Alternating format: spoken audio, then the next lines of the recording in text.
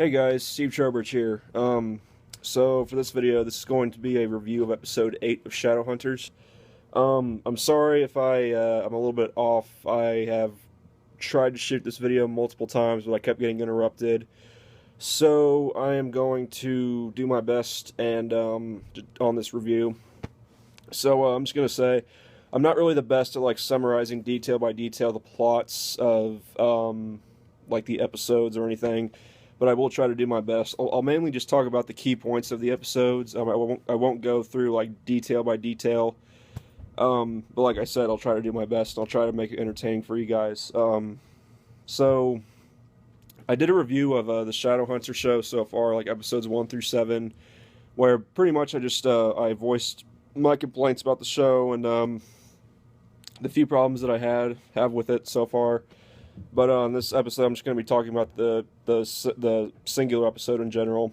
So yeah, I will do my best. So the episode opens up with Clary and Jace with the cup and the Mortal Cup, and after, because the last episode they had the kiss or whatever, they finally had the kiss or whatever, which I really felt like I don't know, I didn't really care for it.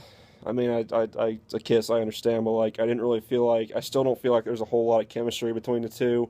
That was my main complaint in my Shadowhunters review.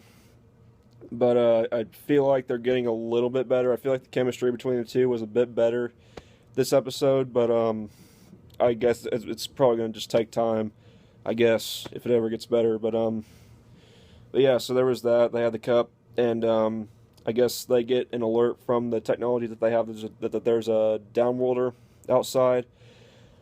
So they go out. It's the whole gang, it's Alec, Jace, Isabel, Clary. And they go out and they run into, and they see Raphael carrying Simon, who last episode was attacked by Camille because Simon was kind of freaking out. He thought he was turning into a vampire. So he just ended up going to like their lair or the building, whatever. And Camille was there, and she pretty much attacked him. So he's not really dead. But if they don't pick one or two, if they can either put a stake through his heart, or they can bury him so that he can rise up again and become a vampire. So that's like one of the key points throughout this whole episode. And then also in this episode, Lydia Branwell, who I'm not sure if she shows up in the books. I'm assuming she does, but I've only read the first 4 books in the Mortal Instruments series. I haven't read the 5th or 6th one. So if she does, please tell me in the comments if that actually happens, if Lydia Branwell actually shows up. But and I do want to say, the actress who is playing Lydia Branwell this episode, I thought she did a pretty good job. I mean, that's just my opinion, but I felt like she delivered her lines really well. I felt like her, just her acting in general was pretty good. Compared to a few of the other actors on the show. But because most of the actors I feel like are decent, but there are some, namely Jace and to a lesser extent Clary, that are kind of lacking in their acting at times. But well, Jace pretty much all the time. But anyways, that was in my other Shadowhunters review video. But anyways, Lydia Branwell comes in, and she's pretty much kind of like trying to take over the Institute because of like the Lightwoods have been like kind of screwing up lately. That whole thing, how the Lightwoods are trying to restore the honor and name, the honor and respect to their name or something. And like also they had like a sit down talk with Isabel and Alec. It was kind of weird, but like they were saying like we have to, it's the deed that counts, and like we have to reinsure the honor of this name or something. It was kind of weird, but yeah, but so there was that, and so Lydia Branwell's coming in. Simon is he became a vampire. I mean, because Clary ended up chose the spade because towards the end of the episode, Raphael held up the stake. I think it was the stake and the shovel, and Clary, of course, chose the shovel or spade or whatever, and they dug the hole and they buried Simon in there. And then Simon came, he rose up again, but he was a full-on vampire. And it was pretty much like the scene in the books, because he came out of the ground and Raphael had brought packs of blood and he was giving the blood to Simon, and then Simon was obviously like just tearing into the bags and just drinking the blood because he's like ravenous, you know. He's a newborn vampire, so of course. And I just want to say that in that scene when Simon came up and then he realized that he was a vampire and he was freaking out and he's like, I'm repulsive and everything, like he was freaking out because he realized he was actually a vampire. I thought the actor Alberto did a really good job in that scene. Like, I think that is probably his, like, I think his acting has been pretty good in general on the show, but that is definitely by far has been his standout moment in the show so far, because I thought the acting in that scene was really good by Alberto. And probably the best scene acting-wise so far in the show. Which isn't saying a whole lot, but still, I was impressed. And then we get the Forsaken, which I think they were for the Forsaken. One of them attacked the Institute, and they attacked Hodge, and who Hodge was like doing this really training. By the way, let me just throw in those training scenes where they show the Shadowhunters training. They do not look realistic at all. I'm sorry, they look kind of cheesy, and they're not. They just don't look really realistic. I don't know. I'm not. It's just a minor complaint. Hopefully that gets better too. But the whole scenes where it shows the Shadowhunters like Jace or someone training, it doesn't look that great. But anyways, main point is it attacked Hodge, and Hodge like was fighting it off, and the Forsaken got him on the ground. Alec comes in, starts shooting it, but it's not really having much effect on the Forsaken, and it attacks Alec, and for some reason Alec is like going for another arrow, and he's going to shoot it even though the Forsaken is like 1 foot away from him. It's like, dude, what are you doing? Just attack him, punch him, something. But no, he knocks Alec on the ground. But then Hodge comes up and like slices his neck and then like snaps its neck, which that was kind of cool. And then Isabel comes in.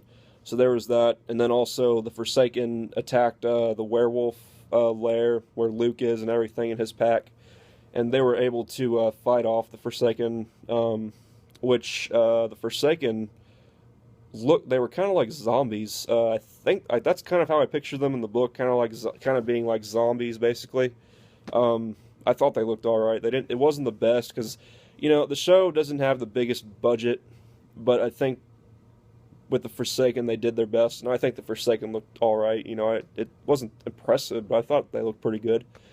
But so they attacked Luke and his pack, but they fought them off. And Lydia and Alec were going out and investigating, and they kind of talked about things, and talked about Lydia's past, and you know, Alec is kind of struggling with his family and everything because obviously his parents are having him and Isabel get married, and Alec obviously doesn't want that because he's gay, you know. But so we go back, and like Isabel and Magnus are studying the body, which was another weird scene that I didn't really whatever. But they get like the thing, but Magnus brings I don't know, but Magnus brings the thing that they got from the Forsaken, the clues or something, to Alec, and then Alec was just like, you know, I've been always focused on doing the right thing for my family, but I feel like, you know, I don't even know who I am, or like whoever. And then Magnus was like, obviously he's into Alec or whatever, but like he was like, well, maybe you should just, you know, follow what your heart says. And Alec was like, I can't believe I'm saying this, but I think you're right. So he ends up proposing to Lydia, which was, again, very, very weird. Because, again, I don't know if that happens later on in the 5th or 6th book, but was not expecting that. But I guess it is kind of good for a surprise twist for the people who haven't read the books. So I guess that's kind of good. But that ended up happening, which is kind of a shocker. And I'm trying to think of what else.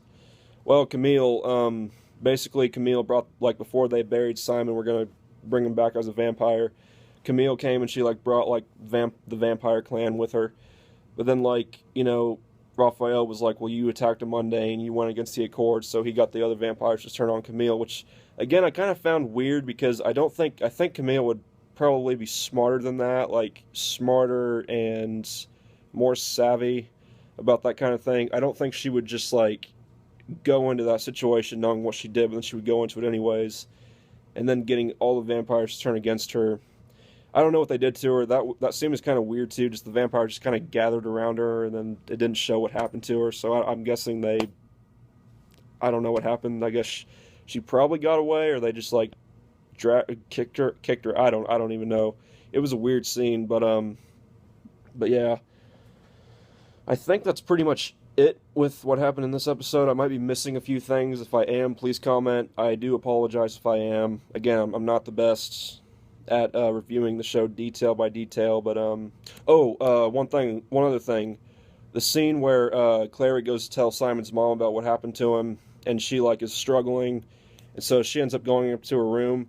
And I'm really glad they added this in, but Jace ends up telling Clary about the story about with the Falcon, like in the first book. I'm really glad they kept that in. I'm really glad that they told that story. They kept that in. I thought that was really cool. And that scene when Jace was telling the story about the Falcon in this episode, I thought that was probably the best acting that Dom has shown so far, which is not saying a lot really, but so far I think that's probably the best acting that he's really shown. So I still have a bit of faith in him that he can improve, but but maybe if he can start just stepping it up and acting more like he did in that scene, then it could get better. But yeah, that's a little detail that they added in there that I'm really glad that they added in there. I really appreciated that. But other than that, I think that's it. Again, might be missing something. Let me know in the comments if I did. Yeah, that's pretty much it. I give this episode, let's say like an 82%, like a B- or something. It was decent. It was pretty decent. It was definitely better than some of the other episodes that we've gotten, and I definitely felt like this was pretty decent, along with episode 7. But I thought this was kind of better than episode 7. But yeah, I think this is probably one of the best episodes they've had so far. But yeah, so impressive scene with Simon. Glad they added the Falcon story in, and there were a few other good things too. But overall, pretty decent. Not great, but pretty decent. But with how the show is right now, that's really all you can ask for at this moment. It'll get better, I'm sure it will, but still. So yeah, this video was 12 minutes long, so I'm going to end it right here. I will keep reviewing the show episode by episode every week, and I will talk to you guys later. Peace.